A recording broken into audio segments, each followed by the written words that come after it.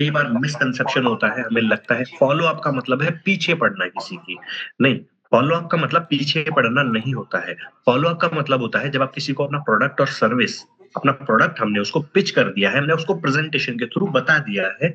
अब just a minute, है ना, हमें एनोटेशन तो ऑफ करनी ही पड़ेगी। जो हमारे बीच में कुछ आर्टिस्ट लोग भी होते हैं, तो वो ड्राइंग बनाते हैं ना, सबको डिस्टर्बेंस होता है, तो हमने एनोटेशन अभी ऑफ कर दिया है। सो फॉलो अप बेसिकली पीछे पड़ना नहीं है। ये एक इंडिविजुअल को डिसीजन लेने में मदद करने की एक प्रोसेस है कि वो एक सही डिसीजन ले पाए, वो एक करेक्ट डिसीजन ले पाए, क्योंकि आमतौर पे कई बार क्या होता है कि उनका डिसीजन इन्फ्लुएंस होता है। किससे इन्फ्लुएंस होता है? उनके आस पड़ोस के कुछ लोग हो सकते हैं, दोस्त, फैमिली, रिलेटिव्स हो सकते हैं, और कई बार वो सही डिसीजन लेने से पहले सही फैक्ट्स और सही डेटा को चेक भी नहीं करते हैं। ओके, और वो अपने कंफर्ट में डिसीजन लेते हैं। तो उस कंफर्ट को तोड़ना, वो उन जिन लोगों से इन्फ्लुएंस है, उस इन्फ्लुएंस को चेंज करना, अपना प्रभाव डालना, इसको कहते हैं फॉलो अप। अब ये फॉलो अप की प्रोसेस काम कैसे करती है, इसके ऊपर हम आगे बढ़ेंगे। एंड मैं चाहता हूँ कि देखिए, आज जितने भी पार्टिसिपेंट्स है ना, अभी तक कई सारे ऐसे लोग होंगे जिन्होंने ना इस सेशन को अटेंड नहीं किया होगा। अभी भी टाइम है कि आप उन्हें एक बार इन्फॉर्म कर दीजिए, क्योंकि आज का दिन और कल का दिन बहुत इंपॉर्टेंट है। अगर वो फॉलो अप और क्लोजिंग सीख लेंगे तो उनके रिजल्ट्स मल्टीप्लाई हो जाएंगे। तो एक बार आप अपने ग्रुप्स में ब्रॉडकास्ट के अंदर अभी भी डाल दीजिए कि अगर अभी तक भी मिस कर रहे थे, 4 दिन मिस कर दिया, कोई बात नहीं, आज का और कल का सेशन बिल्कुल मत कीजिएगा, जो लास्ट के 3 दिन है खासकर। चलते हैं आगे। एंड एजेंडा क्या रहेगा हमारा? आज हम सीखेंगे फॉलो अप करना क्रूशियल क्यों है, फॉलो अप की स्ट्रेटेजीज कैसे कैसे हम यूज कर सकते हैं, इफेक्टिव फॉलो अप की टेक्निक्स क्या क्या है, फॉलो अप के अंदर जो कॉमन चैलेंजेस आते हैं वो कैसे ध्यान रखने होते हैं, हमारे को क्या क्या ठीक करने होते हैं। So why follow up is crucial, follow up जरूरी क्यों है? देखिए, पूरी दुनिया में ग्लोबली एक डेटा मैं आपके साथ शेयर कर रहा हूँ कि दुनिया के अंदर कोई सी भी इंडस्ट्री हो, चाहे रियल एस्टेट हो, चाहे कोई और इंडस्ट्री हो, किसी भी तरीके की, इंश्योरेंस हो, 80% सेल्स तब होती है जब 5 फॉलो अप हो जाते हैं। कितने? 5+ फॉलो अप। पहले जो फॉलो अप के अंदर क्लोजिंग आती है वो लगभग लगभग 10% के अराउंड होती है। पहले फॉलो अप के अंदर क्लोजिंग 10% के अराउंड आती है, और उसके बाद में अगर आप कंसिस्टेंटली 5+ फॉलो अप कर देते हो तो आपकी 80% सेल्स क्लोज हो जाती है। पर समस्या क्या है? हम कई बार एक फॉलो अप भी नहीं करते हैं ढंग से। ओके, और एक कर लेते हैं तो एक या दो पे रुक जाते हैं। और एक बहुत पुरानी कहावत है, the Fortune lies in follow up. इसका हिंदी में मतलब है कि आपका भाग्य फॉलो अप में छुपा है।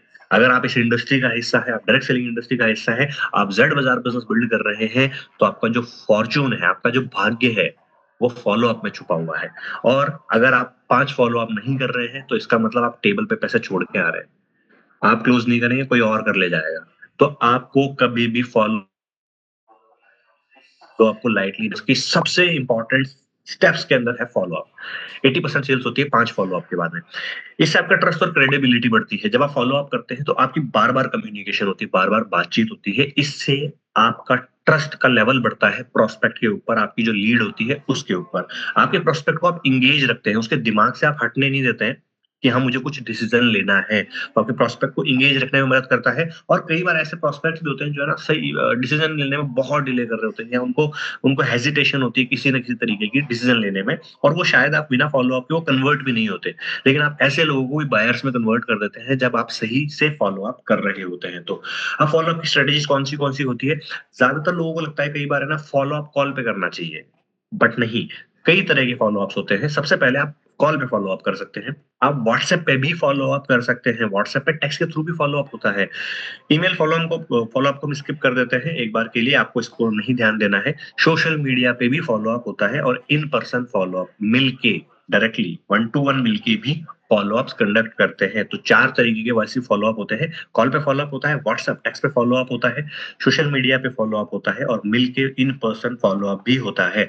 अब इफेक्टिव फॉलो अप की टेक्निक्स क्या है? कल हमने प्रेजेंट 5 प्रेजेंटेशन अगर कंडक्ट करी होगी, तो अब समय बहुत मैटर करता है।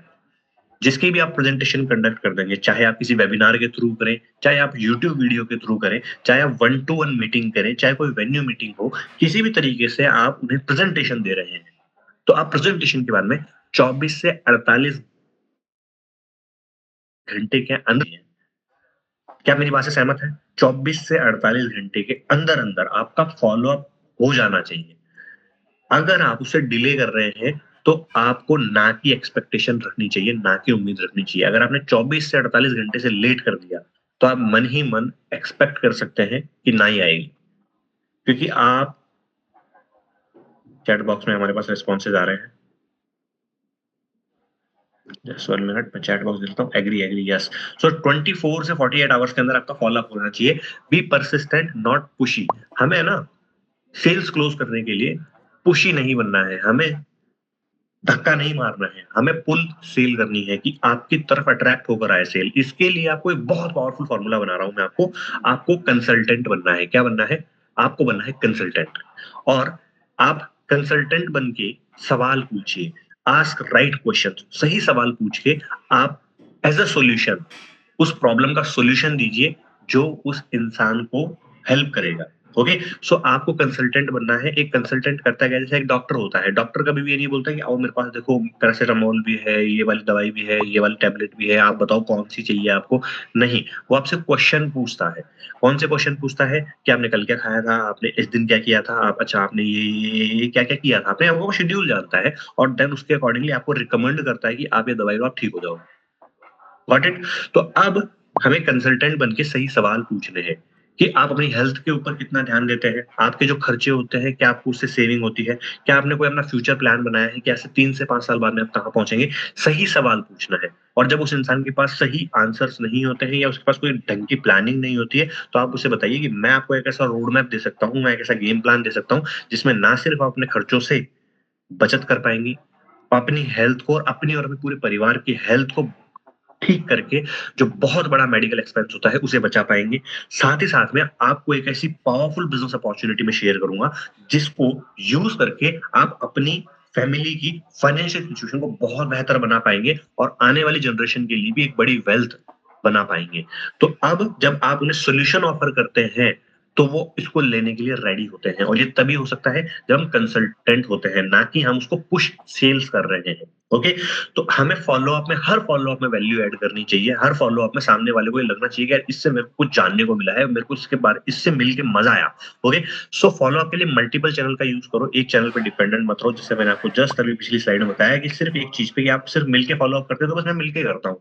नो, आप कॉल पे करते हो तो मैं कॉल पे करता हूँ। नो, आप मल्टीपल चैनल्स को यूज़ करो, कॉल फॉलो-अप भी यूज़ करो, व्हाट्सएप पे भी यूज़ करो फॉलो-अप को, सोशल मीडिया तो यूज़ करना ही चाहिए।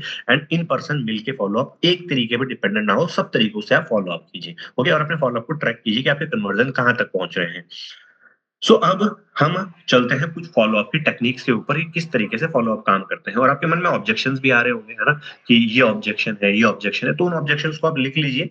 हम क्वेश्चन आंसर जब करेंगे ना, तो आप उन क्वेश्चंस को लिख दीजिएगा। हम जानेंगे कि कैसे उस ऑब्जेक्शन को हैंडल किया जाता है। सो अब कौन-कौन सी स्किल्स हैं? सबसे पहले हमने प्रोस्पेक्टिंग के बारे में बात कर ली। प्रोस्पेक्टिंग कैसे करी जाती है? इन्विटेशन, हम उसे प्रेजेंटेशन दिखाना चाहते हैं तो हमें इनवाइट तो करना ही पड़ेगा। जैसे हमारे घर में शादी है तो ऐसे बिना बुलाए कोई नहीं आएगा, आपको आमंत्रित तो करना पड़ेगा। तो आपके पास कितना ही अच्छा बिजनेस प्लान हो, कितना ही जबरदस्त आपका बिजनेस मॉडल हो, लेकिन कोई नहीं आएगा जब तक आप उसे इनवाइट नहीं करते हैं। देन प्रेजेंट करते हैं, हम फॉलो अप करते हैं और फिर होती है डील की क्लोजिंग। ये बेसिक स्किल्स हैं, ये 5 आसान सी स्किल्स हैं जो आपको सीख लेनी है। अब चलते हैं हम आगे। प्रोस्पेक्टिंग कैसे होती है ये हम जान चुके हैं कि ऑफलाइन तरीके से प्रोस्पेक्टिंग होती है और ऑनलाइन तरीके से भी प्रोस्पेक्टिंग होती है। इनवाइट करने के लिए हम कॉल कर सकते हैं, मैसेज ड्रॉप कर सकते हैं, दोनों तरीके से इनविटेशन होता है। देन हमने उन्हें प्रेजेंटेशन कर दी है, अब हम करना चाहते हैं फॉलो अप। तो फॉलो अप के अंदर कभी भी क्लोज एंडेड जो क्वेश्चंस होते हैं उनको आपको अवॉइड करना चाहिए। जो ओपन एंडेड क्वेश्चंस होते हैं, देखिए 2 तरीके के सवाल होते हैं, इस बात पे मेरा ध्यान दीजिएगा, सब लोगों का अटेंशन यही होना चाहिए। 2 तरीके के क्वेश्चंस होते हैं, एक होते हैं ओपन एंडेड क्वेश्चन जिनके आंसर कई तरह के हो सकते हैं, एक होते हैं क्लोज एंडेड क्वेश्चन जिनके आंसर वही होते हैं जो आप चाहते हैं। तो फॉलो अप आपके प्रोस्पेक्ट की ट्रेन की ट्रैक पे चलने का नहीं है कि वो जैसे लेके जा रहा है मैं वैसे चलूंगा, उसको अपने ट्रैक पे लेके आने का है कि आपके ट्रैक पे चले आपका प्रोस्पेक्ट। इसके लिए आपको क्लोज एंडेड क्वेश्चन पूछने हैं। ओपन एंडेड क्वेश्चन कैसे होते हैं? कई लोग प्रेजेंटेशन के जस्ट बाद में क्या पूछते हैं, कैसा लगा, और ये सबसे बेकार क्वेश्चन है जो आप पूछ सकते हैं अपने प्रोस्पेक्ट से। कैसा लगा के 1000 जवाब हो सकते हैं। अच्छा लगा, नहीं लगा, समझ नहीं आया, ये और वो, पता नहीं क्या-क्या। तो आप जब ओपन एंडेड क्वेश्चन पूछते हैं तो आपका प्रोस्पेक्ट आपको भी कन्फ्यूज कर सकता है। ओके? तो आपने क्लोज एंडेड क्वेश्चन पूछने चाहिए। जैसे कि जब आप प्रेजेंटेशन फिनिश कर लेते हैं, तो आप सबसे पहली चीज ये पूछिए, आपको सबसे अच्छा क्या लगा? आपको सबसे अच्छा क्या लगा? आप उनसे ये नहीं पूछ रहे कि अच्छा लगा कि नहीं लगा, आप पूछ रहे हैं सबसे अच्छा क्या लगा? अब ये क्लोज एंडेड क्वेश्चन है, सबसे अच्छा क्या लगा? तो वो सोचेगा एक बारी सबसे अच्छा क्या लगा? तो आप उसे एक ऑप्शन दीजिए, जब वो रिस्पॉन्स कर दे तो अच्छा है, नहीं करे तो उससे पहले से आप उसे कन्फ्यूजन को दूर कर दीजिए उसकी और बोलिए, मैं पूछ रहा हूँ एक्चुअली बिज़नेस और प्रोडक्ट में सबसे अच्छा क्या लगा? समझ में आया? ये क्लोज एंडेड क्वेश्चन है। अब आप उसे चॉइस दे रहे हैं कि इन दोनों में से सेलेक्ट करना है। आपको सबसे अच्छा क्या लगा? सीधा क्वेश्चन आपका यही होना चाहिए प्रेजेंटेशन के जैसे बनाया, वो सबसे बढ़िया क्या लगा? बिज़नेस या प्रोडक्ट? तो अब उसके पास 2 चॉइस है। जब एक इंसान के पास में 2 चॉइस होती है, तो वो सोचता है कि डिसीज़न मैं ले रहा हूँ कि मुझे क्या चूज़ करना है। लेकिन एक्चुअल में आपने सवाल ही ऐसा पूछा है कि डिसीज़न वो कुछ भी ले, दोनों आपके फ़ेवर में है। बात समझ में आई आपको? सो नेवर एवर आस्क कैसा लगा? ओके? तो आप पूछिए सबसे अच्छा क्या लगा? वो बोलेगा बिज़नेस और प्रोडक्ट में से सबसे अच्छा क्या लगा? तो वो जो भी रिस्पॉन्स करे, वो बोले मुझे बिज़नेस वाला पार्ट बहुत अच्छा लगा प्रेज़ेंटेशन में, तो उसको एप्रिशिएट कीजिए। तीसरी चीज़ क्या है? एप्रिशिएट करना। अरे वाह! बहुत बढ़िया और क्या अच्छा लगा? अब जब आप अगला सवाल पूछ रहे हैं, क्लोज़ एंडेड है ये क्वेश्चन भी, और क्या अच्छा लगा? तो आप उसे बोल रहे हैं, सोचो कि अभी जो देखी थी ना प्रेज़ेंटेशन उसमें और क्या अच्छा लगा? तो बोलेगा हाँ, ठीक था, ये भी ठीक था, वो भी ठीक था। बोलिए बहुत अच्छी बात है ये तो। वो बोलता है मुझे प्रोडक्ट अच्छा लगा, तो आप बोलिए अरे वाह! बहुत बढ़िया, प्रोडक्ट तो है ही ज़बरदस्त, और क्या अच्छा लगा आपको? क्या मेरी बात समझ पा रहे हैं? आप उसे इंस्पायर कर रहे हैं कि जो उसने अभी देखा, जो उसने सुना, उसके बारे में थोड़ी बातचीत करें। डन? सो बिज़नेस और प्रोडक्ट्स में से क्या अच्छा लगा? जो भी वो रिस्पॉन्स कर रहा है, आप बोलिए, "अरे वाह! बहुत बढ़िया, और क्या अच्छा लगा आपको?" तो आप उससे 1-2 चीज़ें निकलवाइए। 1 से 2 चीज़ें निकलवाइए। हमें फ़ॉलो-अप के अंदर सिर्फ सवाल पूछने हैं, बोलेगा आपका प्रोस्पेक्ट। हम क्या गलती करते हैं? हम बोलना शुरू कर देते हैं, ट्रेन चला देते हैं और आपका प्रोस्पेक्ट मन ही मन बोलता है, बोलता रहे, बोलता रहे, बोलता रहे, 10 से 15 मिनट बाद मैं मना कर दूँगा। तो सवाल आप पूछे, बोलेगा वो, तो क्लोजिंग ज़्यादा होती है। ओके? अरे वाह! और क्या अच्छा लगा आपको? वो और 1-2 चीज़ें बता सकता है, फिर वो रुक जाएगा, ज़्यादा चीज़ें वो नहीं बता पाएगा। ओके? तो आप उनसे पूछिए, और कोई क्वेश्चन के साथ-साथ में कोई शंका, कोई डाउट कुछ तो नहीं है आपके मन में? ज़्यादातर लोग पता है इस सवाल का क्या जवाब देते हैं? 90% लोग आपको इस सवाल का जवाब देंगे नहीं, कोई क्वेश्चन नहीं है, क्योंकि उसको पता है कि अगर उसने बोला कि हाँ, ये क्वेश्चन है, तो वो क्या करेगा, आप उसका 10 से 15 मिनट और ले लोगे। तो इसलिए ज़्यादातर लोग ये बोलते हैं, नहीं कोई क्वेश्चन नहीं है मेरा। तो आप उन्हें सीधा बोलिए स्ट्रेट फॉरवर्ड, तो चलिए स्टार्ट करते हैं, और आप उनकी डिटेल पूछना शुरू कर दीजिए। अब आप यहाँ पर हाँ या ना नहीं माँग रहे हैं, कि स्टार्ट करें या ना करें। आप उन्हें बोलो चलिए स्टार्ट करते हैं, आप मुझे बताओ आपका नाम, आपका ये और अपना एप्लीकेशन निकाल के आप डिटेल भरना स्टार्ट कर दो। तो आप उन्हें ऑप्शन दे दीजिए कि स्टार्ट करने के 2-3 ऑप्शन है। आप इतने से स्टार्ट कर लीजिए, एक हमारे पास में डिटॉक्स टी है, ये भी 2 से 3 हम 1 मंथ के लिए, 4 महीने के लिए, 2 महीने के लिए, जो भी आपको ऑर्डर करना है, आपका अपना एक 2-3 ऑप्शन बना लीजिए स्टार्ट करने के लिए। एक सिंगल ऑप्शन के साथ-साथ में 1 से 2 ऑप्शन स्टार्ट करने के आप उन्हें ऑफर कर दीजिए। फिर आप उन्हें पूछिए कि आप पेमेंट कैसे करेंगे? आपका पेमेंट करने का तरीका कैसा होगा? ये होती है अज़म्पटिव क्लोज़, जो मैं आपको करके दिखा रहा हूँ ना अभी, ये आप अज़्यूम कर चुके हैं कि हाँ, आप क्लोज़ हो चुके हैं। अब जब बात आएगी पेमेंट की, तो निकल के आएगा ऑब्जेक्शन। हम कई बार क्लोजिंग इसलिए नहीं कर पाते हैं क्योंकि हमें ऑब्जेक्शन ही नहीं समझ में आता सामने वाले का। वो हमें घुमाता रहता है और हम घूमते रहते हैं। सबसे पहले ये सारी प्रोसेस करके आप उसको या तो क्लोज़ कर लेंगे, पहली जो ऑप्शन, जब आप बोलेंगे पेमेंट कैसे करेंगे, तो वो या तो क्लोज़ हो जाएगा, और अगर वो क्लोज़ नहीं होगा तो यहाँ वो देगा अब ऑब्जेक्शन। अरे, अरे! मेरे पास पैसे नहीं है, मेरे मैं भी सोचूँगा थोड़ा-सा, यहाँ निकल के आएगा ऑब्जेक्शन। अगर हमने ऑब्जेक्शन को नहीं निकाला है और हम बस लगे हुए हैं, चलो स्टार्ट करते हैं, और ऑब्जेक्शन ही नहीं पता कि सामने वाले को क्या दिक्कत है, तो वो आपको घुमाता रहेगा। और जब ऑब्जेक्शन आ गया सामने निकल के, तो फिर क्लोज़ करना सबसे आसान है। अगर आपने किसी का ऑब्जेक्शन निकाल लिया, तो हो ही नहीं सकता कि आप उसे क्लोज़ ना कर सको, क्योंकि ये एक ऐसा पेपर है, जिसका पर्चा पहले से ही लीक हो रखा है ना? आजकल पर्चे लीक होते हैं ना, आपने सुना होगा ना न्यूज़पेपर में। तो अगर पर्चा पहले से ही लीक है, तो वो 10 से 12 गिने-चुने क्वेश्चन है ऑब्जेक्शन के अंदर। वो 10 से 12 गिने-चुने क्वेश्चन, उनको रटना है आपको, उनको घोट के पी जाना है, और आज के बाद में अगर कोई ऑब्जेक्शन आपके सामने आता है, तो आपको पता है पहले से ही कि ये 10 से 12 ऑब्जेक्शन के बाहर कोई ऑब्जेक्शन आता ही नहीं है, कभी नहीं आता। इतने सालों से इंडस्ट्री काम कर रही है, वही गिने-चुने, घिसे-पिटे 10 से 12 ऑब्जेक्शन है। तो अगर पर्चा पहले से ही लीक है, तो याद करने में क्या समस्या है? और अगर आप उसको मास्टर कर लिए, कभी कोई सेल छूटेगी ही नहीं आपकी। ओके? तो गिने-चुने ऑब्जेक्शन क्या-क्या है वो भी मैं आपको बताऊँगा, पर ये प्रोसेस कर लेने से आप ऑब्जेक्शन तक पहुँच जाओगे। सबसे पहला क्लोज एंडेड से आपने शुरुआत करी, आपको सबसे बढ़िया क्या लगा जो प्रेजेंटेशन अभी हमने देखी, तो वो सोचेगा क्या बताऊं मैं, तो आप उसको क्लियर कीजिए बिजनेस और प्रोडक्ट्स में से सबसे अच्छा क्या लगा। अब आपने उसको चॉइस दे दी, तो वो बोलेगा ये अच्छा लगा, और वो बोलेगा, तो आपने बोलना है अरे वाह बहुत बढ़िया, और क्या अच्छा लगा आपको।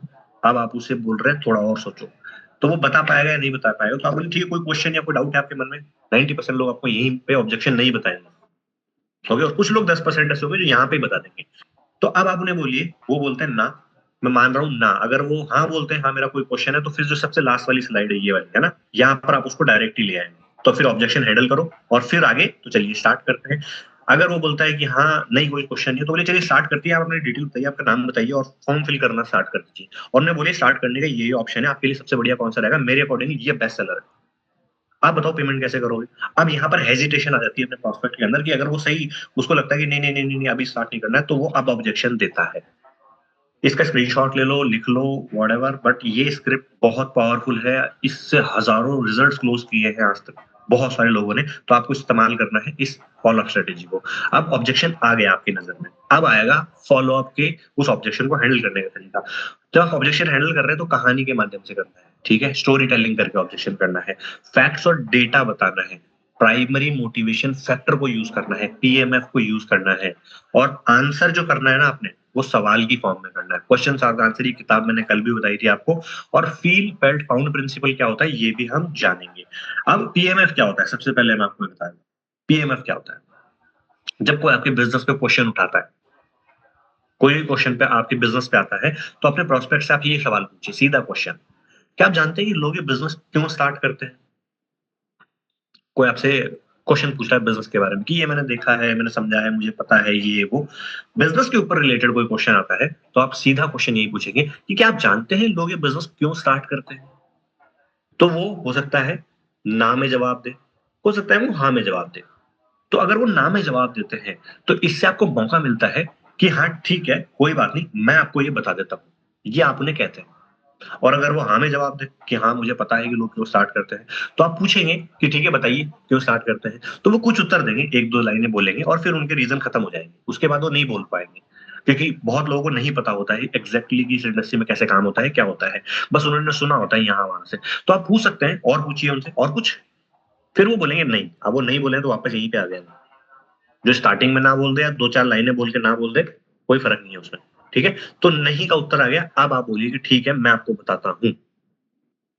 डन। फिर आप उन्हें पीएमएफ कार्ड दिखा सकते हैं। पीएमएफ कार्ड क्या होता है, प्राइमरी मोटिवेशन फैक्टर कार्ड। इसको आप अपने फोन में रख सकते हैं स्क्रीनशॉट लेके, आप इसको छोटा सा विजिटिंग कार्ड जैसा कुछ प्रिंट करवा सकते हैं, आपके ऊपर है, आप मोबाइल में स्क्रीनशॉट ले सकते हैं, ठीक है।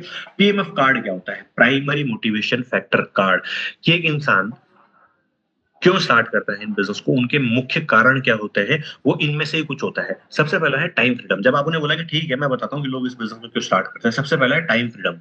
लोग अपनी जिंदगी में, पूरी जिंदगी में कई बार 60 से 50 साल की उम्र तक काम करते रहते हैं, और उस काम को करने के बाद भी उनमें सेटिस्फेक्शन नहीं आता है। जब वो अपने जीवन को समाप्त कर रहे होते हैं उस टाइम पर, जब उनका जीवन समाप्त हो रहा होता है ना, तब भी उनमें सेटिस्फेक्शन नहीं होता है, और वो समय की आजादी कभी एक्सपीरियंस नहीं कर पाते हैं।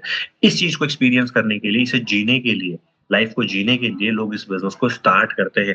अब यहाँ पर टोटल है ना पीएमएफ कार्ड के अंदर 12 पॉइंट होते हैं, आपको एक एक बताना आना चाहिए। जैसे मैंने आपको टाइम फ्रीडम बताया, लोग खुद का बॉस खुद बनने के लिए करते हैं, कि नौकरी नहीं करना चाहते किसी की, अपने मालिक खुद बनना चाहते हैं, इसलिए इस बिजनेस को स्टार्ट करते हैं। उन्हें फाइनेंशियल फ्रीडम चाहिए होती है, पैसे की जो छोटी छोटी समस्याएं होती है, जो घर में बहुत सारी समस्याएं बनाती है, हमारे सोसाइटी में हमारी एक रेस्पेक्ट का लेवल बनाती है, उस फाइनेंशियल फ्रीडम को गेन करने के लिए लोग इस बिजनेस को स्टार्ट करते हैं। क्योंकि उनके पूरी जो जनरेशन है उसको बदलने की ताकत रखता है ये बिजनेस। दूसरों की मदद करने के लिए लोग इस बिजनेस को स्टार्ट करते हैं, कि हम और लोगों की हेल्प कर पाए। आज के टाइम पे जहां लोग खुद की हेल्प नहीं कर पाते हैं, ये एक ऐसा बिजनेस मॉडल है जहां पर लोग लोगों की हेल्प करते हैं, ओके, अपनी लाइफस्टाइल को हेल्दी बना सके। जो हमारे प्रोडक्ट्स हैं उनके थ्रू लोग अपनी लाइफस्टाइल को, आज जो लाइफस्टाइल बीमारियां हैं उनसे खुद को बचा रहे हैं और अपने आप को आगे बढ़ा रहे हैं। इस बिजनेस में इतना सम्मान मिलता है, अथाह रिस्पेक्ट मिलती है, इसके लिए लोग इस बिजनेस को स्टार्ट करते हैं। फॉरेन ट्रिप्स करते हैं लोग इस बिजनेस के थ्रू, लग्जरी लाइफस्टाइल जीने का मौका मिलता है, नए नए दोस्त मिलते हैं, नए नए फ्रेंड्स मिलते हैं जिनको आप अपने लाइफ का एक पार्ट बनाते हैं। पर्सनलिटी डेवलप होती है आपकी, हम ट्रेन होते हैं, हम खुद को लर्निंग मोड में लेके जाते हैं और अपने आप को अपग्रेड करते हैं इस बिजनेस के। अब दुनिया से जाने के बाद आप संपत्ति छोड़ के जा सकते हैं, इतना जबरदस्त बिजनेस मॉडल है ये, और अर्ली एज में रिटायर भी हो सकते हैं। ये कारण है जिसकी वजह से लोग इस बिजनेस को स्टार्ट करते हैं। अब जो सवाल था ना कि क्या आप जानते हैं लोग ये बिजनेस क्यों स्टार्ट करते हैं? नहीं बोलते हैं तो आप डायरेक्टली ये ठीक है मैं बताता हूँ, ये पीएमएफ कार्ड बताएंगे। अगर हाँ बोलते हैं तो पूछिए ठीक है बताइए, 2-4 लाइनों के बाद जब बोले अब नहीं पता तो आप उन्हें बोलिए ठीक है मैं बताता हूँ, और ये कारण आप उन्हें बताएंगे कि इन रीजंस की वजह से लोग बिजनेस स्टार्ट करते हैं। अब 5 क्वेश्चन ऐसा कैसे पूछना है, सेम टू सेम पूछना है, कोई चेंज नहीं करना है, कोई ऑर्डर चेंज नहीं करना है क्वेश्चंस का। आप उन्हें सीधा पूछिए, आप मुझे बताइए आपकी पहली प्रायोरिटी क्या है इन सब में से, आपकी जिंदगी की पहली प्रायोरिटी क्या है? ये जो चीजें आपको मैंने बताई, आपकी लाइफ की पहली, बिजनेस को रख देते हैं साइड में, मैं बिजनेस की बात नहीं कर रहा, आपकी लाइफ में इन सब चीजों में पहली प्रायोरिटी क्या है? अब आप उनसे एक्चुअल में जो डिस्कशन कर रहे हैं वो उनको लेकर हो रहा है, तो वो कुछ भी चूज कर लेंगे कि मुझे तो सर सबसे पहले अपनी लाइफ में ना चाहिए कि मैं फाइनेंशियल फ्रीडम गेन कर सकूं, उदाहरण के लिए। तो आप उन्हें पूछिए आपने इसे ही क्यों चूज किया? अब हो सकता है वो 1-2 लाइन बोले, ये सारे के सारे क्लोज एंडेड क्वेश्चन है, आपने इसे ही क्यों चूज किया? ये डिस्क्रिप्टिव क्वेश्चन है, अब वो डिस्क्राइब करेगा इस क्वेश्चन को, तो बोलेगा कि हाँ जरूरी है, मुझे फैमिली में ये दिक्कत है, ऐसा है वैसा है। तो आप उससे पूछिए कि क्या ये आपके लिए सच में इंपॉर्टेंट है, फाइनेंशियल फ्रीडम सच में इंपॉर्टेंट है? तो वो पिछले वाले क्वेश्चन जो उसने आंसर दिया है ना उसी को रिपीट करेगा दोबारा, जो उसने बोला हाँ इंपॉर्टेंट है, बिल्कुल इंपॉर्टेंट है, ऐसा है वैसा है, कोई भी स्क्रिप्ट वो बता सकता है। फिर आप उसे यहाँ पर चौथा क्वेश्चन मारेंगे, और वो बोलता है कि अगर ये कभी नहीं हुआ आपकी जिंदगी के अंदर, आप कभी जिंदगी में फाइनेंशियल फ्री नहीं हुए, तो इससे क्या असर पड़ेगा आपकी जिंदगी पे? समझ में आ रहा है आपको? अगर ऐसा कभी नहीं हुआ, उसने बोला कि मुझे लग्जरी लाइफस्टाइल जीनी है अपनी जिंदगी में, कभी आपकी जिंदगी में हुआ ही नहीं, आप लग्जरी लाइफ कभी जी ही नहीं पाए पूरी जिंदगी में, तो क्या असर पड़ेगा आपकी जिंदगी? वो बोलेगा यार जिंदगी फिर रही कैसी, जिंदगी तो एक तरीके से बेकार हो गई, ऐसा हो गया, मेरा तो कोई वैल्यू नहीं बन पाएगी। तो टेंशन होती है इससे आपको, पांचवा क्वेश्चन है, टेंशन होती है आपको ये सोच के? हाँ टेंशन तो होती है। अब वो क्लोज हो चुका है मन ही मन, अब आपको सिर्फ पूछना है। तो इनको एकदम याद रखना है, सिंपल क्वेश्चन चाहिए, क्रम वाइज पूछने हैं, ऐसे ही पूछने हैं 5 सिंपल सिंपल क्वेश्चन। और ये कितना ही सख्त से सख्त प्रोस्पेक्ट हो, कितना ही हार्ड प्रोस्पेक्ट हो आपको, उसे भी आप क्लोज कर सकते हैं। क्वेश्चन पूछते टाइम आपको विचलित नहीं होना है, कॉन्फिडेंस से पूछना है, एकदम कॉन्फिडेंस से, पूरे कॉन्फिडेंस से क्वेश्चन पूछने हैं आपको, ये सारे के सारे जो पीएमएफ कार्ड में मैंने आपको बताया। क्या आपको समझ में आ गए पीएमएफ कैसे काम करता है? Primary motivation factor, story telling मैंने आपको बता दी थी, फैक्ट्स और डेटा इंडस्ट्री का हमने पहले दिन के बारे में जान लिया था। तो अब कितने लोगों को पीएमएफ समझ में आ गया? प्राइमरी मोटिवेशन फैक्टर कार्ड, आप इसको पेपर पे लिख सकते हो, आप प्रिंट भी करवा सकते हो, अपने मोबाइल में रखिए, आज के टाइम मोबाइल सबके पास में, तो अपने मोबाइल में रखिए। क्या आपको समझ में आया? अगर समझ में आया तो आप चैट बॉक्स में लिखिए कि हाँ मुझे समझ में आया, या फिर रिस्पॉन्स कीजिए आप मुझे, yes yes yes yes yes yes yes. Great, amazing audience. अब चलते हैं हम आगे, एंड सवाल ही जवाब है, क्वेश्चंस आर द आंसर, ये वाला fourth, questions are the answer, इसका मतलब क्या है? क्वेश्चंस आर द आंसर का मतलब क्या है? कोई भी चीज जो आपका प्रोस्पेक्ट आपसे सवाल पूछता है, तो आप उसका आंसर करते हैं किस फॉर्म के अंदर, किस फॉर्म में आप आंसर कर रहे हैं उनको? सवाल का जवाब जो दे रहे हैं वो सवाल की फॉर्म में ही दे रहे हैं। और ये इंपॉर्टेंट स्किल है, ये हमें मास्टर करनी पड़ेगी। कोई अगर आपसे बोलता है कि मेरे पास टाइम नहीं है, जैसे आमतौर पे जो ऑब्जेक्शंस होते हैं उनको हैंडल करना सीखते हैं हम। 3 ऑब्जेक्शन आते हैं नहीं है को लेकर। पहला ऑब्जेक्शन आता है मेरे पास टाइम नहीं है, दूसरा ऑब्जेक्शन कई बार होता है पैसा नहीं है, और नहीं है के अंदर तीसरा ऑब्जेक्शन होता है इंटरेस्ट नहीं है। नहीं है में 3 ऑब्जेक्शन है, मैं आपको फिर से बता रहा हूँ, पैसा नहीं है, टाइम नहीं है, इंटरेस्ट नहीं है। मैं वो पर्चा बता रहा हूँ आपको जो मैंने अभी बोला था ना, पर्चा लीक हुआ हुआ है, ये वही क्वेश्चन होते हैं गिने चुने। नहीं है में 3 होते हैं, टाइम नहीं है, पैसा नहीं है, इंटरेस्ट नहीं है। विश्वास, जो ट्रस्ट से रिलेटेड क्वेश्चन होते हैं वो 3 होते हैं। विश्वास किस पे नहीं है? खुद पे नहीं है, आपके ऊपर नहीं है, ऑर्गेनाइजेशन के ऊपर नहीं है। ठीक है, 6 क्वेश्चन हो गए, 6 क्वेश्चन हो गए। एक होता है सोच के बताऊंगा, 7 हो गए। ठीक है, तो अभी हम इन सातों क्वेश्चंस को आइडेंटिफाई एक बार सीख लेते हैं कैसे इनको आंसर किया होता है। जब कोई बोल रहा है मेरे पास पैसा नहीं है, या टाइम नहीं है, या इंटरेस्ट नहीं है, तो वो आपसे इनडायरेक्टली ये कह रहा है, इस बात को सुनिएगा, वो इनडायरेक्टली ये कह रहा है कि मुझे ये समझ में नहीं आया, आपकी अपॉर्चुनिटी, आपका प्रोडक्ट, आपकी सर्विस मेरी जिंदगी में क्या वैल्यू ऐड करेगी। उस क्वेश्चन का सीधा सीधा जो मीनिंग है वो ये है, मेरे पास टाइम नहीं है, मेरे पास पैसा नहीं है, और मेरे पास इंटरेस्ट नहीं है। तो अब जब कोई बोलता है मेरे पास टाइम नहीं है, तो क्वेश्चन आर द आंसर, ये जो मैंने बताया सवाल ही जवाब है, इसको आप कैसे हैंडल करेंगे? आप उन्हें बोलिए ऐसे जो आपका टाइम है ना, मान लेते कोई बोल रहा है प्रोस्पेक्ट आपका, मेरे पास टाइम नहीं है, तो आप उसे सीधा क्वेश्चन पूछेंगे, ठीक है, क्या आप मुझे अपना शेड्यूल बता सकते हैं? तो अपना शेड्यूल बताएगा कि इस टाइम पर मैं ऐसा करता हूँ, वैसे करता हूँ। अब कितना ही बिज़ी शेड्यूल हो, आप 1 से 2 घंटे आराम से निकाल के उसे आइडेंटिफ़ाई करवा सकते हैं कि देखिए, आपने जो अपना शेड्यूल मुझे बताया, अगर मैं आपको बताऊँ, तो हर एक इंसान के पास पूरी दुनिया में 24 घंटे का टाइम होता है, हर एक इंसान के पास में। किसी को भगवान ने 2 घंटे एक्स्ट्रा नहीं दिए, सबके पास 24 घंटे हैं। उन्हीं 24 घंटे में कोई बहुत कामयाब बन गया, बहुत सक्सेसफुल हो गया, सचिन तेंदुलकर बन गया, वॉरेन बफे बन गया, बिल गेट्स बन गया, रतन टाटा बन गया और कुछ लोग बहुत नाकामयाब हो गए। तो फ़र्क इस बात से नहीं पड़ रहा है कि आपके पास टाइम कितना है, क्योंकि सबके पास बराबर है 24 घंटे। आप उसे मैनेज कैसे करते हैं, इस बात से असर पड़ेगा। तो आप अगर 24 घंटे में से 4 घंटे अगर सोने में एक्स्ट्रा डाल रहे हैं, 8 घंटे सोना चाहिए आपको, 6 से 8 घंटे, आप एक्स्ट्रा 4 घंटे सो रहे हैं तो आपके पास टाइम नहीं बचेगा। अगर हम पॉलिटिक्स की बातें कर रहे हैं, दोस्तों के साथ बैठ के गप्पे लड़ा रहे हैं, इंस्टाग्राम चला रहे हैं, सारा दिन यूट्यूब चला रहे हैं, तो टाइम नहीं बचेगा। तो समस्या टाइम की नहीं है, समस्या मैनेजमेंट की है कि हम टाइम को मैनेज करना नहीं जानते हैं। और अगर आप टाइम मैनेज नहीं करना जानते हैं, तो ये आपकी सबसे बड़ी संपत्ति है, जो अगर आप एक-एक दिन खोते चले जाएँगे, तो आप अपनी सक्सेस से हर रोज़ दूर हो रहे हैं। तो आप टाइम मैनेज करना स्टार्ट कीजिए, आपके पास टाइम तो सबके पास है। तो ऐसे दिन में आप जो उनका शेड्यूल उन्होंने निकाला, उसमें आप 2 घंटे से ज़रूर निकाल सकते हैं, जिस टाइम पर वो टीवी देखते हैं, न्यूज़ देखते हैं, बैठ के दोस्तों से गप्पे लड़ाते हैं, पॉलिटिक्स की बातें करते हैं, इंस्टाग्राम चलाते हैं, फेसबुक चलाते हैं, सोशल मीडिया चलाते हैं, कुछ भी ऐसा बेकार सा टाइम, आप उन्हें बोलिए कि मुझे आपका पूरा 24 घंटे नहीं चाहिए, 1 से 2 घंटे भी अगर आप इस बिज़नेस में डालते हैं, तो आप बहुत आगे जा सकते हैं। कोई बोलता है मेरा इंटरेस्ट नहीं है, तो आप पूछ सकते हैं किस चीज़ में इंटरेस्ट नहीं है आपका? पैसा बनाने में, कामयाब होने में, सक्सेस अचीव करने में, किस चीज़ में इंटरेस्ट नहीं है? नहीं, नहीं, नहीं, मैं वो नहीं बोल रहा हूँ, ऐसा बोलेगा आपका प्रोस्पेक्ट। नहीं, नहीं, मैं ऐसा नहीं बोल रहा हूँ, मेरे बिज़नेस में इंटरेस्ट नहीं है। तो आपका इंटरेस्ट किसमें है? जॉब करने के अंदर। तो ये क्वेश्चन्स आर द आंसर की जो टेक्निक है ना, इसमें आप आंसर देने की जगह स्टार्टिंग में क्वेश्चन पूछते हैं डायरेक्टली। जब कोई बोलता है मेरे पास पैसे नहीं है, तो आप उन्हें पूछिए, ठीक है, कोई समस्या नहीं है, कब तक होंगे या लास्ट टाइम कब थे आपके पास? कब तक आपके पास होंगे? तो बोलेगा अभी देखूँगा मैं कब करूँगा, कब तक होगा, ऐसा कुछ मैं कन्फर्म नहीं कह सकता हूँ।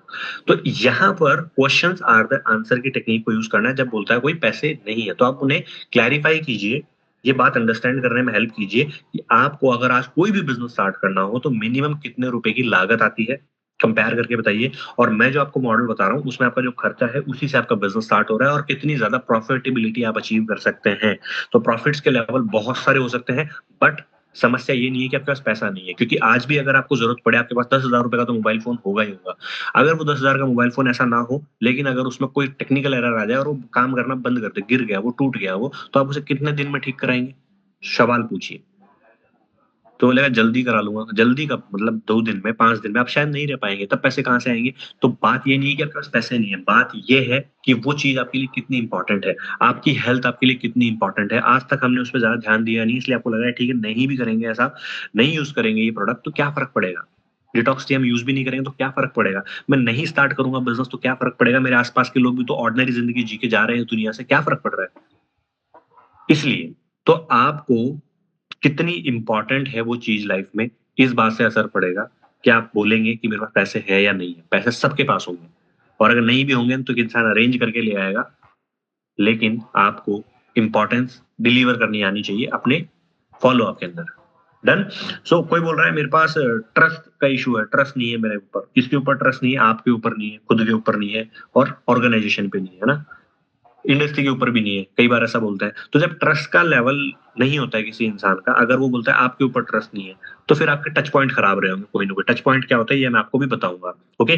सो कोई बोलता है मेरे को ऑर्गनाइज़ेशन पे ट्रस्ट नहीं है, इंडस्ट्री पे ट्रस्ट नहीं है, तो आपको उसको फैक्ट्स बताने चाहिए, डेटा बतानी चाहिए, कितनी पावरफुल इंडस्ट्री है। ऑर्गनाइज़ेशन पे ही है तो ऑर्गनाइज़ेशन के जो सर्टिफिकेट्स होते हैं, वो सारी की सारी चीज़ें आप उन्हें क्लैरिफाई करके बताएँगे कितनी पावरफुल ऑर्गनाइज़ेशन है, ओके? सो अब कोई बोलता है मैं सोच के बताऊँगा। मैं आज नहीं बताऊँगा, मैं आपको सोच के बताऊँगा कल या परसों। तो आप उन्हें बोलिए क्या सोचेंगे आप? क्वेश्चन्स आर द आंसर, क्या सोचेंगे आप? किस टॉपिक के ऊपर? कौन-सा ऐसा टॉपिक रहेगा जिस पे आपको लग रहा है कि मुझे एक बार सोचना पड़ेगा? कौन-सा ऐसा टॉपिक है? वो बोलेगा नहीं बस मैं थोड़ा-सा पूछना चाहता हूँ, जानना चाहता हूँ। अगर वो बोल रहा है कि मैं पूछना चाहता हूँ, तो ऑब्जेक्शन ये नहीं है कि वो सोचेगा, ऑब्जेक्शन ये है कि वो किसी से कंसल्ट करेगा या किसी से पूछेगा। तो यहाँ पर एक्चुअल ऑब्जेक्शन आपके हाथ लग जाएगा और फिर आप उन्हें बताएँगे इस ऑब्जेक्शन को हैंडल कैसे करेंगे। ओके? इस ऑब्जेक्शन को आप कैसे हैंडल करेंगे? अगर कोई बोलता है कि मैं सोच के बताऊँगा, तो आप उनसे कमिटमेंट लेना स्टार्ट कीजिए। क्या कीजिए? कमिटमेंट लेना स्टार्ट कीजिए। मैं आपके साथ स्क्रीन शेयर कर रहा हूँ, फिर बताता हूँ कमिटमेंट कैसे लिया जाता है। जब कोई बोल रहा है मैं कल स्टार्ट करूंगा, तो आप उन्हें बोलिए ठीक है, कोई समस्या नहीं है। पहली बार सॉफ्ट क्लोज करने की कोशिश कीजिए कि वो सॉफ्टली क्लोज हो जाए। अगर वो कमिटमेंट देते हैं आपको कि मैं कल स्टार्ट करूंगा, तो देन आपको, जस्ट अ मिनट, मैं दोबारा से स्क्रीन शेयर कर रहा हूँ। तो आपको क्या करना चाहिए उस केस के अंदर, आपको सिंपली एक कमिटमेंट लेना चाहिए कि ठीक है, मुझे आपका कमिटमेंट चाहिए कि आप जो डेट दे रहे हैं मुझे कि कल इस दिन, उस दिन आप 100% श्योरिटी के साथ में बिजनेस को लॉन्च कर देंगे। फिर जब वो फॉलोअप की जो डेट उन्होंने आपको दी है, उस दिन आप उन्हें फॉलोअप करेंगे और आप अजम्पटिव क्लोज को यूज करेंगे। अजम्पटिव क्लोज का मतलब क्या होता है, आप मान चुके होंगे कि ये तो क्लोज है। क्या कर चुके होंगे आप, मान चुके होंगे कि ये तो क्लोज है, और उन्हें सीधी बात करेंगे, ठीक है मुझे बताइए पेमेंट का मोड कौन सा यूज करेंगे, कार्ड से करेंगे या फिर ऑनलाइन करेंगे या फिर कैश करेंगे, कौन सा तरीका ठीक रहेगा आपके लिए। अजम्पटिव क्लोज। फिर वो अगर अपना कमिटमेंट ब्रेक करेगा, क्योंकि कोई भी इंसान नहीं चाहता है कि वो अपना कमिटमेंट ब्रेक करे, तो कमिटमेंट आप उनसे लेंगे और उस कमिटमेंट को क्लोज करेंगे। और फिर भी अगर वो क्लोजिंग नहीं आ रही, तो कहीं ना कहीं ट्रस्ट का इशू हो रहा है। जितना ज्यादा ट्रस्ट होता है एक इंसान को आपके ऊपर, उतना तेज डिसीजन आता है। तो ट्रस्ट के लेवल को बिल्ड करने के लिए आपने कोशिश करनी चाहिए। अब चलते हैं हम आगे। जो ट्रस्ट स्टार्ट होता है ना, वो सच्चाई से शुरू होता है। आपके ऊपर ट्रस्ट एक इंसान तब करेगा जब आप सच बात डिलीवर कर रहे हैं, जैसा है वैसा डिलीवर कर रहे हैं, और ये खत्म भी होता है सच्चाई के ऊपर। So trust start with truth and ends with truth. अब क्लोजिंग की जो प्रोसेस होती है, मान लो आपका प्रोस्पेक्ट है, वो पहले फॉलोअप में क्लोज नहीं हुआ है, तो सेकंड फॉलोअप से लेके जो 5 फॉलोअप होते हैं, मैंने आपको बताया था अभी कि 5 फॉलोअप मिनिमम लगते हैं। तो पहले फॉलोअप में आप 80% रिलेशन बिल्डिंग पे ध्यान देंगे और 20% क्लोजिंग की बात करेंगे। 80% आप रिलेशन बिल्डिंग बात करेंगे। ओके, मतलब जो भी आपकी कम्युनिकेशन हो रही है, आप 80% कोशिश करेंगे कि आपका एक रिलेशन बिल्ड हो जाए। जब रिलेशन बिल्ड हो जाता है ना, तो सेल्स अपने आप आ जाती है। तो 20% क्लोजिंग की बात करेंगे, आप उन्हें बोलेंगे चलिए स्टार्ट करते हैं अब, और वो बोलता है अभी नहीं, इस दिन इस दिन, तो आप उन्हें कमिटमेंट ले लेंगे। और सेकंड जो फॉलोअप होगा आपका, उसके अंदर 60% रिलेशन बिल्डिंग होगी और 40% आप क्लोजिंग की बात होगी। 60% रिलेशन बिल्डिंग, 40% क्लोजिंग। अगर फिर भी टाइम टेक ले रहा है, वैसे हमारा जो प्रोडक्ट है वो इतना बड़ा प्रोडक्ट है नहीं कि आपको इतना टाइम कंज्यूम करना पड़ेगा। आराम से पहले फॉलोअप में ही क्लोजिंग आ सकती है। फिर भी इन केस 2 3 4 5 फॉलोअप लग रहे हैं, तो ऐसा माना जाता है कि जिस इंसान के प्रोस्पेक्ट के ज्यादा फॉलोअप हो जाते हैं ना, वो उतना बड़ा लीडर बन जाता है ना। तो डोंट वरी, फॉलोअप करते रहिए। आपको हो सकता है एक शानदार जबरदस्त लीडर मिलने वाला हो। तो आपको तीसरे फॉलोअप में 50% रिलेशन बिल्डिंग करनी चाहिए, 50% क्लोजिंग की बात करनी चाहिए। उसके बाद में ये रिवर्स हो जाता है, फिर क्लोजिंग ज्यादा होती है, हार्ड क्लोजिंग होती है। वो अगर कमिटमेंट बार बार ब्रेक कर रहा है, तो आपको उसको बताना चाहिए कमिटमेंट की वैल्यू क्या है, आपकी जबान की वैल्यू क्या है। 40% रिलेशन बिल्डिंग होती है और 60% क्लोजिंग होती है। और फिफ्थ फॉलोअप में 20% रिलेशन बिल्डिंग होती है, 80% क्लोजिंग की बातचीत होती है। ये होते हैं 5 फॉलोअप। इसके बाद में आप उसे ब्रॉडकास्ट में डाल दीजिए, और वो फिर एक कोल्ड लीड है जो धीरे धीरे अपने आप किसी ऑफर में किसी टाइमिंग पे क्लोज होती है।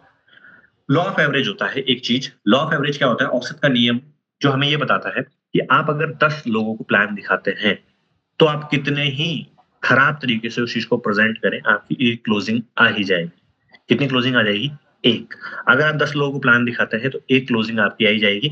10 में से 2 लोग आपकी बात सुनेंगे ही नहीं। जो अगले 2 लोग होंगे सुनेंगे, पर उनको इंटरेस्ट नहीं आएगा, या वो आपकी बात को अंडरस्टैंड नहीं करेंगे। अगले 2 लोग आपको मुंह पे मना करके चले जाएंगे। बचे 4, वो आपको घुमाते रहेंगे, हाँ स्टार्ट करेंगे स्टार्ट करेंगे स्टार्ट करेंगे। उनमें से 2 कभी स्टार्ट नहीं करेंगे, एक पता नहीं कहाँ गायब हो जाएगा और एक क्लोज हो जाएगा। ये होता है लॉ ऑफ एवरेज, औसत का नियम। तो अगर आप चाहते हैं कि मुझे 10 सेल क्लोज करनी है और मेरा क्लोजिंग का रेशियो 10 में से 1 ही आता है, तो आपको 100 प्रेजेंटेशन करनी होगी। मिल गया आपको फॉर्मूला। आप बोलते हैं कि मेरी 10 में से 4 क्लोजिंग आती है और आपको 4 की जगह आपको 5 करनी है, तो आपने सिंपली क्या करना होगा, अपने आप को और अपग्रेड करना होगा, अपनी स्किल्स पे काम करना हो सकता है आपकी 10 में से 4 क्लोजिंग आती है और आपको 10 सेल क्लोज करनी है, तो आपको पता है कि मुझे लगभग 25 से 30 प्रेजेंटेशन करनी है और मेरी इतनी क्लोजिंग हो जाएगी। तो इसीलिए कहा जाता है कि आपका भाग्य 100% आपके हाथ में है, क्योंकि औसत का नियम अगर आपको समझ में आ गया, तो आप कभी नेगेटिव हो ही नहीं सकते बिजनेस के अंदर। आपको पता होगा कि मैं इतना काम करूंगा और इतना रिजल्ट आएगा। Okay, so law of average हमें पता होना चाहिए। 5 अप्रोच हम कल सीखेंगे। अब एक और इंपॉर्टेंट चीज, टॉक ऑन प्रॉब्लम। जब भी आप फॉलो अप करें ना, प्रॉब्लम के ऊपर बात कीजिए। इधर उधर की बातें तो हम करते रहते हैं, पर मेन प्रॉब्लम पे बात ही नहीं है। People don't buy vitamin, they by health. लोग कभी भी विटामिन नहीं खरीदते। जैसे कि आप उन्हें बैठ के प्रोडक्ट के इंग्रेडिएंट समझाओ, शायद उन्हें समझ में नहीं आए, क्योंकि लोग विटामिन नहीं खरीदते हैं, लोग हेल्थ खरीदते हैं। तो आप उन्हें उनकी हेल्थ सेल करना स्टार्ट कीजिए। अब ये जो क्लोजिंग वाली प्रोसेसेस हैं, इनको हम कल और डिटेल में डिस्कस करेंगे। इनको अभी हम यहाँ कवर नहीं करने वाले हैं। मैं आपको फॉलो अप पे लेके चलता हूँ। क्योंकि फॉलो अप एंड क्लोजिंग दोनों अलग अलग चीजें हम एक बार कंसीडर करेंगे, है दोनों एक ही, लेकिन हम अभी सिर्फ फॉलो अप पे बने रहेंगे। अब जब आप क्लोज करना चाहते हैं और उनका ऑब्जेक्शन आ रहा है कि मेरे को और टाइम चाहिए, जैसा मैंने अभी आपको बताया, तो आप उन्हें पूछिए कि कौन सी ऐसी चीज है जो आपको रोक रही है अभी। आप मुझे बताइए, एक दिमाग सोचेगा उससे बढ़िया है कि दो लोग मिलकर सोचें।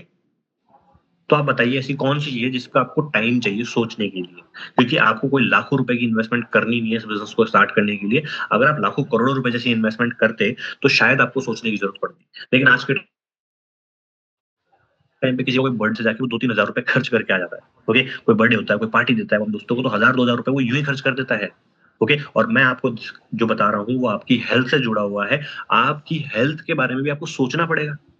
सीरियसली, आपको जो अपने आप को कामयाब बनाना है उसके बारे में आपको सोचना पड़ेगा। आपको और टाइम चाहिए। जिंदगी ने आपको ऑलरेडी 20 से 25-30 साल आपने निकाल चुके हैं इस धरती के ऊपर, और आपको अभी भी टाइम चाहिए कि मुझे खुद को कामयाब बनाना है कि नहीं बनाना है। ओके, सो ये ऑब्जेक्शन जो आप हैंडल कर रहे हैं, जैसे मैं आपको भी बता रहा हूँ फॉलो अप, ये आप उन्हें जब फॉलो अप करते हैं तो आपका जब रिलेशन बिल्ड हो चुका होता है तो वो आपके फॉलो अप को अंडरस्टैंड करता है। ये तो बहुत महंगा है, ये मेरे लिए नहीं है शायद। जब वो ऐसा कह रहा है कि महंगा है तो आप उसे ब्रेक डाउन करके समझाइए। ब्रेक डाउन कैसे किया जाता है? आप उन्हें बताइए कि किस तरीके से आज आपकी हेल्थ जो है वो कितनी एक्सपेंसिव है। बजाय इसके कि आप जो हेल्थ के ऊपर इन्वेस्टमेंट कर रहे हैं अपनी रेगुलरली, कोई इन्वेस्टमेंट शायद आप नहीं कर रहे होंगे हेल्थ के ऊपर, लेकिन आपकी हेल्थ ज्यादा एक्सपेंसिव है मेरे अकॉर्डिंग तो, बजाय कि ये प्रोडक्ट जो आपकी हेल्थ को इंप्रूव करेगा और बेहतर बनाएगा। ओके, और अगर वो सर्विसेज के ऊपर बात करते हैं, सर्विसेज के ऊपर डिस्कस करते हैं कि जो हमारी सर्विसेज है, आप उन्हें बताइए कि आप ऑलरेडी ऑलरेडी पैसा दे रहे हैं, ऑलरेडी पैसा खर्च कर रहे हैं इन सर्विसेज के ऊपर मार्केट के अंदर, और हम तो आपको उस खर्चे से बेनिफिट करने के बारे में बात कर रहे हैं। ओके, तो जब प्रोडक्ट एक्सपेंसिव की बात आती है तो इसे ब्रेक डाउन करके समझाइए। वो बोलता है I am not sure if I need this, मुझे मुझे नहीं लगता ये मेरे लिए है नहीं है। तो आप इस प्रॉब्लम को उनको बोलिए कि ठीक है चलो हम बात करते हैं इस प्रॉब्लम को हम कैसे सॉल्व कर सकते हैं। तो एक एक ऑब्जेक्शन को आपको हैंडल करना होगा। तो 7 मैंने आपको पहले बताया, 3 मैंने आपको और बता दिए, ये 10 से 12 ऑब्जेक्शन है गिने हुए। इनको अगर आप मास्टर कर लेंगे तो आपको कभी लाइफ में प्रॉब्लम नहीं आएगी कि आप ऑब्जेक्शन हैंडलिंग नहीं जानते हैं।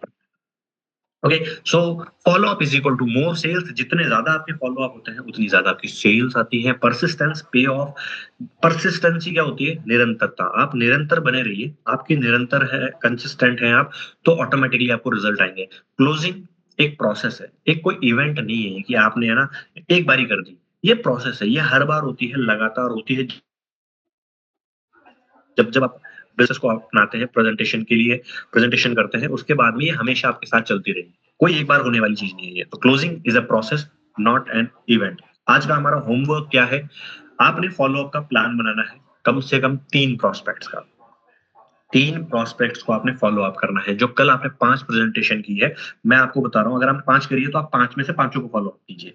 अगर आपने 3 प्रेजेंटेशन करी है मिनिमम, तो आप 3 प्रोस्पेक्ट्स को फॉलो अप कीजिए। अगर आप शुरू में कॉन्फिडेंट नहीं है तो आपका जो मेंटोर है, आपके जो मेंटोर है, जो आपके अपलाइन है, उनको साथ कॉन्फ्रेंस कॉल कीजिए। ठीक है, सबसे पहले अपने प्रोस्पेक्ट को बताइए अपने स्पॉन्सर के बारे में कि ये एक ऐसी पर्सनैलिटी है, इन्होंने अपनी लाइफ में ये अचीव किया है और मैं आपको आपके लिए उनसे टाइम ले रहा हूँ। ये कम्युनिकेशन बहुत जरूरी है। तब आपके प्रोस्पेक्ट में वैल्यू बनती है आपके मेंटोर के बारे में, आपके अपलाइन के बारे में। पहले बताइए आप उन्हें कि मैं आपके लिए पर्सनली टाइम ले रहा हूँ। फिर आप उन्हें कॉन्फ्रेंस में कनेक्ट कीजिए। कॉन्फ्रेंस में कनेक्ट करके जो ऑब्जेक्शन आप सिंपली बताइए, और उनको कनेक्ट करने के लिए कैसे क्या कम्युनिकेशन होती है वो भी आपको बताता हूँ। जब आप चाहते हैं कि आपका प्रोस्पेक्ट कॉन्फ्रेंस कॉल पे आए आपके अपलाइन के साथ में, तो आप उनके वैल्यू बनाते हैं सबसे पहले। फिर ये बोलते हैं, फिर जो है आप अपने प्रोस्पेक्ट से ये कहते हैं कि जो सर हैं वो हमारे को सही डिसीजन लेने में हेल्प करेंगे। वो हमें मदद करेंगे कि आप एक सही डिसीजन ले पाएँ, क्योंकि उन्होंने बहुत लोगों को हेल्प करी है राइट डिसीजन लेने में। तो एक बार हम उनसे डिस्कस करते हैं। आप ये नहीं बोलेंगे कि चलो मैं आपकी बात करवाता हूँ, क्योंकि उसे लगेगा कि आप उसे कन्विंस करेंगे। तो आप उन्हें बोलेंगे कि जो मेरे पार्टनर हैं, जो मेरे मेंटोर हैं, वो कई लोगों को मदद कर चुके हैं कि वो सही डिसीजन लें, तो वो आपको भी हेल्प करेंगे कि आप एक राइट डिसीजन ले पाएँ खुद के लिए। तो हम उनसे एक बार हेल्प लेते हैं, और जब आप उन्हें कॉन्फ्रेंस में कनेक्ट करेंगे अपने मेंटोर को, अपने अपलाइन को, तो आप उन्हें कहेंगे कि सर ये मेरे फ्रेंड हैं और एक्चुअली ये थोड़े से कंफ्यूज हैं, डाउटफुल हैं इस चीज़ को लेकर, तो मैं चाहता हूँ कि आप उन्हें सही डिसीजन लेने में हेल्प करें। अब उनका जो ऑब्जेक्शन है ना आपके प्रोस्पेक्ट का, वो अपने स्पॉन्सर को ज़रूर बताइए, और फिर आपके स्पॉन्सर थोड़ा फॉलो अप करेंगे। उस वक़्त आपको सुनना है ध्यान से कि वो किस तरीके से फॉलो अप कर रहे हैं। अगर आप अंडर कॉन्फिडेंट है तो शुरू में 4 से 5 फॉलो अप में अपने स्पॉन्सर की हेल्प लीजिए। और उसके बाद में आपको सेल्फ डिपेंडेंट बनना है, खुद का काम खुद करना है और फिर आपने फॉलो अप करने हैं 3 आज के दिन में अपने प्रॉस्पेक्ट के। प्रैक्टिस कर सकते हैं आप थोड़ी-सी क्लोजिंग की टेक्निक अपने दोस्त के साथ में, फ्रेंड के साथ में, आपकी फैमिली के साथ में, किसी को भी लीजिए, उसको थोड़ा-सा प्रैक्टिस कीजिए। डन? कर सकते हैं सब लोग? मुश्किल है? नहीं है मुश्किल? आसान है। अगर आप चैट बॉक्स में लिखिए आसान है, अगर आपको लग रहा है हाँ, आसान है। चैट बॉक्स में लिखिए आसान है। ईज़ी है, आसान है, ईज़ी है, आसान है, ईज़ी है, आसान है। वैसे हमारा प्रोडक्ट कोई इतना बड़ा नहीं है, डिसीजन लेना पड़ रहा है। बहुत बेसिक सी चीज़ है, बहुत ईज़ी है, मुझे तो लगता है बहुत आसान है, इससे आसान क्या हो सकता है? ओके, सो आप उन्हें सिंपली 5 से 3 फ़ॉलो-अप आपको कंप्लीट करने हैं।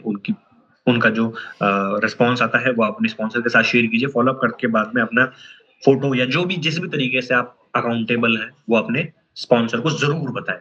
तो ये होमवर्क है हमारा सबका, आज ये टास्क है हमारी जो हमें फिनिश करनी है। And fortune is in the follow-up. ये मैंने आपको शुरू में बताया था कि आपका भाग्य फ़ॉलो-अप में छुपा है। Best call closers never stop following up. जो शानदार क्लोजिंग करना जानते हैं ना, वो कभी फॉलो अप करना नहीं छोड़ते हैं। So thank you so much आज के दिन में कनेक्ट करने के लिए। आज के दिन भी आपने फॉलो अप की चीज़ों को मास्टर किया है। आपने जाना कि फॉलो अप कैसे किया जाता है, ऑब्जेक्शन हैंडलिंग कैसे करनी होती है, सवाल ही जवाब क्या है और फ़ील फेल्ट फाउंड प्रिंसिपल रह गया हमारा, वो हम कल बात करेंगे। फ़ील फेल्ट फाउंड प्रिंसिपल क्या है? ओके, स्टोरी टेलिंग और फ़ील फेल्ट फाउंड प्रिंसिपल और क्लोजिंग, ये 3 चीज़ें हम कल बात करेंगे। आज ओवरऑल हमने फॉलो अप को बात किया है। सो सेशन में आपने कनेक्ट किया उसके लिए धन्यवाद। आप अपनी स्टोरीज़ में मुझे टैग भी कर सकते हैं @हिमांशु लोहिया ऑफिशियल के ऊपर, इंस्टाग्राम पे, जहाँ पर आप मुझे टैग कर सकते हैं स्टोरीज़ के ऊपर जो भी आपने सेशन में सीखा उसको लेकर। सो धन्यवाद आपका इस सेशन में कनेक्ट करने के लिए। अभी मैं चाहूँगा कि जो हमारे होस्ट हैं वो आएँ और